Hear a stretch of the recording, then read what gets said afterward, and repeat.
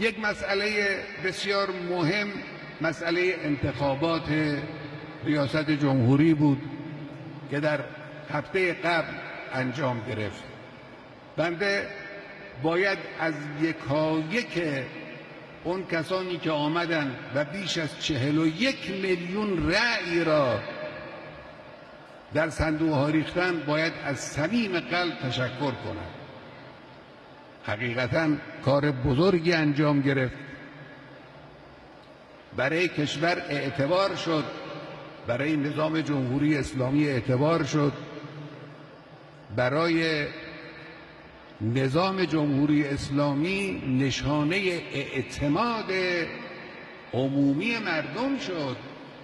اکثریت 70 و چند درصدی کشور بیان به نظام جمهوری اسلامی آری بگن، تأیید کنن، به او اعتماد کنن. این خیلی مهمه. حالا البته بعضی ها متاسفانه از روی کج‌فهمی بگیم یا چی بگیم نمیدونم انکار میکنن، میگن نه رأی مردم ربطی به نظام اسلامی و تأیید نظام اسلامی نداره. چرا جان؟